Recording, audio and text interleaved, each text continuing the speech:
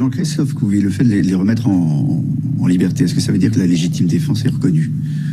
Alors, on va pas aller plus vite que la musique. Pour l'instant, c'est effectivement, c'est plutôt une bonne, j'allais dire, quelque chose de positif pour mes collègues.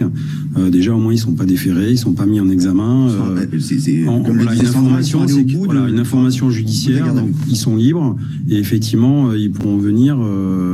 Des gens qui ont témoin assisté s'il y a quelque chose et après, voilà. Mais ça laisse du temps et déjà, ils peuvent ce soir rentrer, voir leur famille, voir les gens qu'ils aiment et leurs proches. Et je trouve que ça, déjà, ça a pas de prix.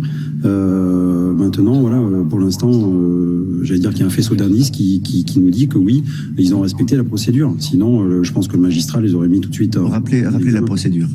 Comment? Rappelez la procédure. L'utilisation c'est un état de légitime défense. Donc voilà, un policier qui est coincé encore une fois, la personne au départ, on part sur un refus d'obtempérer. Et là maintenant, on est à la fin. Donc c'est vrai qu'on retient toujours le refus d'obtempérer. Et en fait, à la fin, on est sur une tentative d'homicide, sur un personnel dépositaire de l'autorité publique. Ça n'a rien à voir.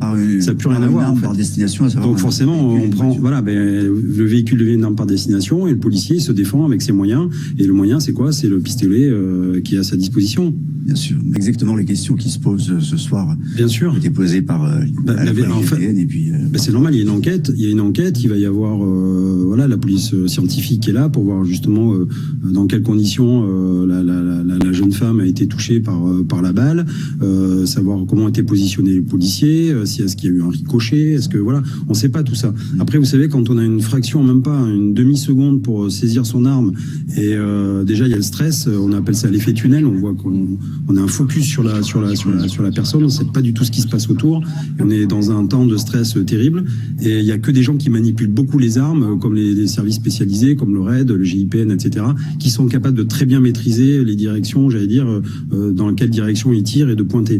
En fait, en légitime défense, on vise pas, on neutralise. Mais ça sous-entend que tout le monde n'est pas formé à la légitime défense, en tout cas à réagir rapidement. Alors on est formé, mais peut-être qu'il faut une formation un peu plus poussée. Déjà, on a 3 tirs obligatoires par an et on les fait pas tous. Vous les faites pas tous? Non, bien sûr, parce qu'on n'a pas les structures pour le faire. On n'a pas forcément les structures, on n'a pas aussi on appelle ça des FTSI, c'est des moniteurs, il en manque. Et puis il manque du temps aussi pour aller faire former la formation continue nos collègues. Pendant une demi-heure de l'hôpital, il manque. Oui. Pourquoi un appel à témoins? Parce que ce soir, le parquet a lancé un appel à témoins. Ça, c'est normal. On essaie de recouper, c'est comme un puzzle. Il y a une action qui se passe et puis on essaie d'avoir des informations, on essaie d'avoir des contradictions, on essaie de fouiller et de taper large pour avoir vraiment la vision des faits. Moi, j'attire aussi l'attention, c'est qu'on nous avait promis des caméras piétons. Est-ce que mes collègues avaient des caméras piétons sur eux? Je ne pense pas. Je pense que les caméras sont pas encore arrivées. Et ça, c'est des choses qui peuvent aussi nous être utiles. C'est-à-dire qu'en temps réel, on peut déjà la salle de commandement, on peut savoir ce qui se passe. Et puis nous aussi, on peut déjà amener des premiers éléments. Donc, vous voyez, on nous promet des choses, mais nous, on veut les voir sur le terrain. Alors après, il y a le comportement qu'ont les policiers vis-à-vis de celui qui est en garde à vue. Alors attention, en garde à vue, je vais faire une petite précision. Si on enlève les lacets, on enlève les chaînes, les colliers, les bracelets, etc. C'est pour ça que j'ai posé la question de pourquoi. C'est surtout pas pour humilier les gens, c'est pour pas qu'ils se suicident. C'est parce qu'on a déjà eu des suicides, on a déjà eu des atteintes graves où les gens même avaient des objets contendants, coupants, se coupaient les veines, etc., etc. Donc mais le fait de le dire, comme le dit l'avocat, c'est comme si on avait enlevé leur identité de policier. Bien sûr, mais pour un policier, imaginez, nous, notre job, entre guillemets, c'est de mettre, je vais faire très court, c'est de mettre les voleurs, les délinquants en prison, et le premier acte, c'est la garde à vue. Donc c'est en fait, en principe, ce sont justement des délinquants qui vont en garde à vue.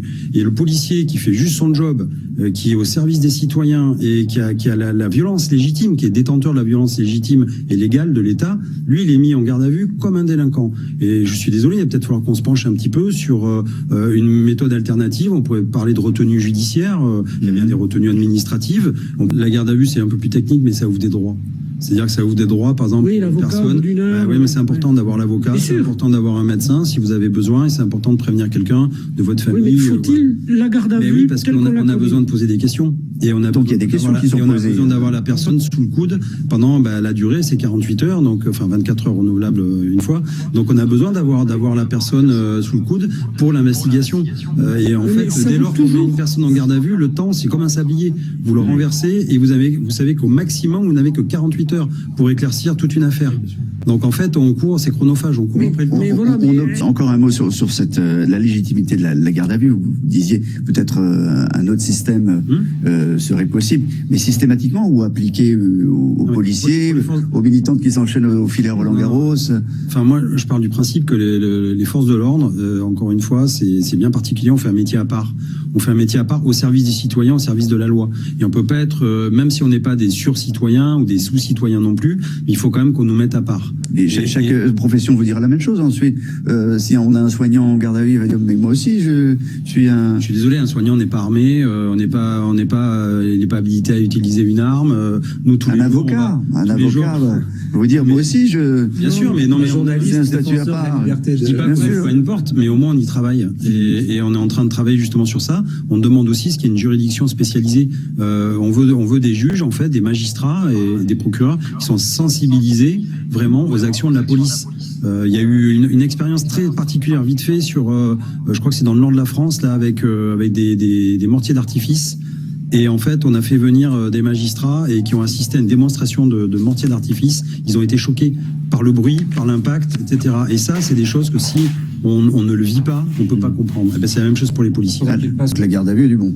La garde à vue est bonne, mais en fait, ce que je veux, ce qu'on voudrait, c'est changer cet aspect. C'est pas normal qu'un policier aille dans une cellule comme un délinquant. Oui. Voilà. On peut améliorer des choses, on peut améliorer quand même l'ordinaire des policiers et ne pas les traiter comme des malotrus.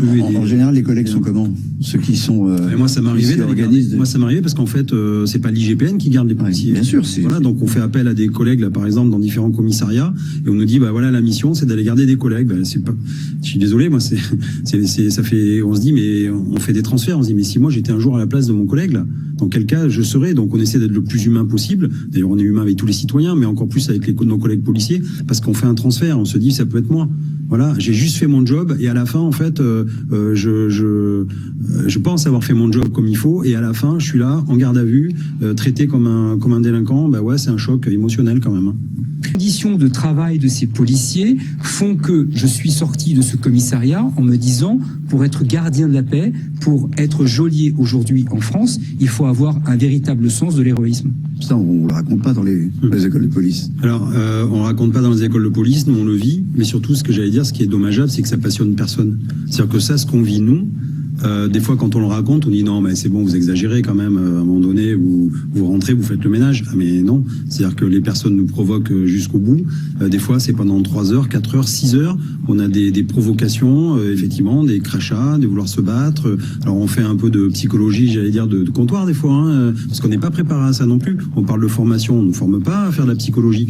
Donc après voilà, c'est toujours du donnant, et puis il y a des fois on supporte plus. C'est pour ça que j'ai tenu à vous le raconter, parce que Jean-Christophe Couvi, vous avez entendu les propos de Jean-Luc Mélenchon. Oui, on l'a entendu. Et d'ailleurs, je vais même dire, il n'a pas beaucoup d'imagination, parce qu'en fait, il a repompé un tweet sur Philippe Poutou.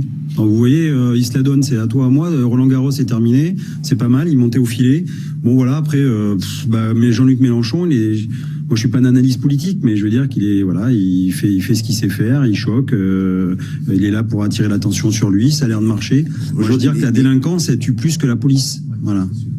Vous considérez que c'est dangereux un leader politique qui a ce genre de propos? Non, mais ce qui est dangereux, c'est qu'en fait, vous savez, il y a des gens qui vont le croire. C'est ça en fait. Oui, c'est ça. Vous savez, c'est un peu comme un troupeau de moutons avec un bélier. Les moutons suivent le bélier, et si à un moment donné ils vont dans le ravin, tout le monde le suit parce que c'est la flemme de réfléchir. Donc on préfère suivre quelqu'un plutôt que de réfléchir à ce qu'on peut faire. Non, moi ce qui m'inquiète, c'est qu'encore une fois, on n'analyse pas la cause. En fait, c'est juste, j'allais dire, l'effet. Il y a toujours une relation de cause à effet, sauf que là, en fait, pourquoi les policiers ont tiré? Pourquoi, malheureusement, ils ont touché cette personne de 21 ans? Parce qu'au départ, il y a quand même un individu qui est en état de semi-liberté quand même. Donc le week-end, normalement, il a peut-être envie d'être tranquille. Bah lui, non, il va prendre des stupes, il picole, et il conduit sans permis alors qu'il a plus de permis, et il conduit à vive allure, il prend des risques, il a failli peut-être écraser 10 personnes, etc. Et donc les policiers l'interpellent, il se laisse pas aller, et au contraire, il veut taper du flic. Donc à un moment donné, là, je pense que le prisme à regarder de monsieur Mélenchon, c'est de prendre de la hauteur et de regarder pourquoi on en est arrivé là. Et si la société devient de plus en plus violente, au lieu de taper les policiers qui sont là justement et qui se mettent à niveau de la société, parce que si elle est violente, nous on a un rapport de force, il faut bien aussi qu'on interpelle des individus de plus en plus violents, donc qui travaillent déjà en amont sur la délinquance, qu'il essaie de niveler la délinquance, et il verra que les policiers feront juste leur job, et nous, ça nous amuse pas de tirer sur les gens. Une dernière.